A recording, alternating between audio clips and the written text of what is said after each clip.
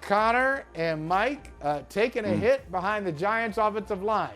Your thoughts, Connor, first, and then Mike. Go ahead. You got it. Right. I mean, listen, this is an offensive line that they've tried to rebuild since Joe Shane has gotten there, and it's really been miss after miss, whether it's a free agent addition, whether it's a high octane selection like Evan Neal that was drafted, to be a franchise tackle. I mean, right now, Evan Neal is giving up a pressure 12% of the time. That is, to put that in perspective, that's an alarming rate for an offensive lineman. I mean, you're talking about maybe triple of what a starter should be doing, especially a guy that there were high expectations for. And to piggyback off of the offensive line's problems, Daniel Jones is a guy that holds on to the ball forever. And he's a good athlete. He can run, but teams have caught on to that. It's not sneaking up on them anymore. They are containing the edges. They are taking away the run from him, the run from this offense, and saying, hey, we're going to keep you in the pocket. You better beat us with your arm.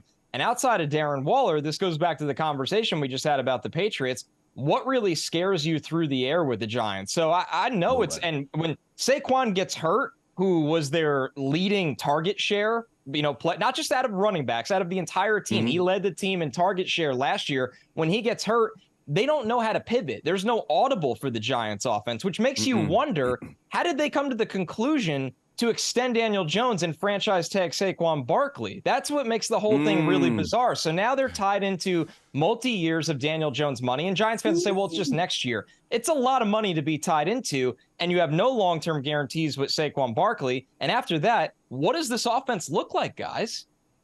Connor, preach.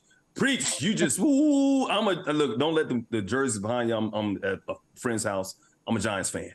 This hurts me. I'm serious, man. Every Sunday I get up, or whenever they're on prime time, and I am embarrassed to look at this football team. This is the worst football team in the National Football League. They may not have the worst record. They may not be the Chicago Bears, but there were expectations for the Giants. They should have lost to the Arizona Cardinals. They are an embarrassment to the game of football this season. The fact that they have no offensive first half touchdowns this season is just it's almost insane.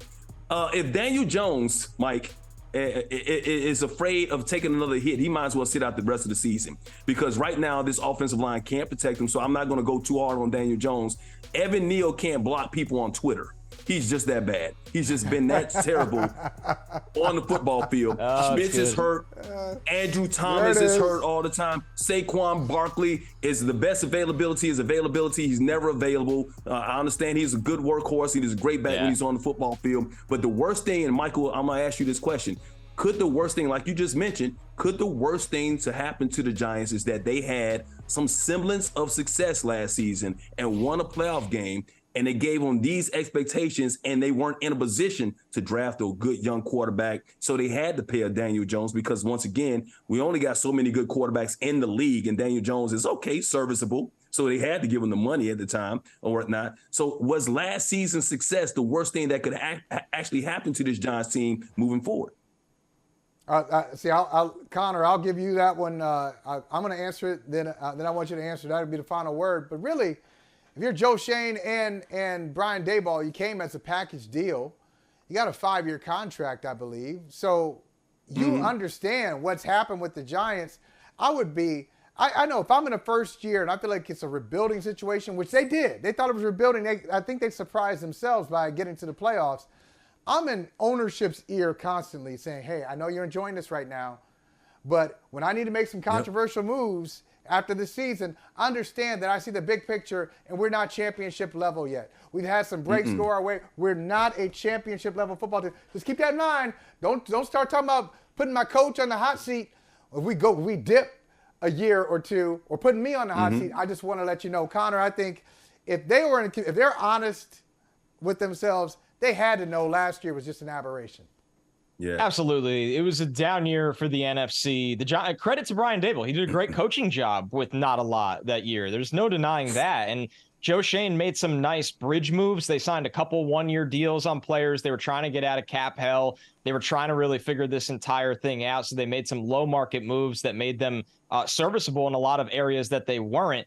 But then that's the problem. You have success, and do you want to double down into that next year, which kind of screws up your entire timeline as an organization?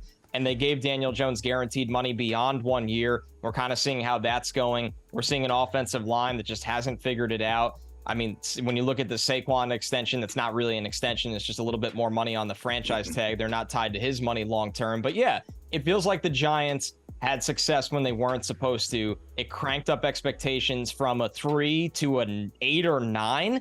And it was going to be impossible to meet those. And now it sounds crazy, but the best thing for the Giants is actually going in the tank this season and getting one of these high-end quarterbacks that you can restart this entire timeline with. And I know Daniel Jones will be on the team no matter what next year, but the Giants don't want to be stuck into a situation that we've kind of seen with teams like the Commanders. They're just treading water every year around 7 or 8 wins, and they can never actually hit the real reset button. You don't want to be there either.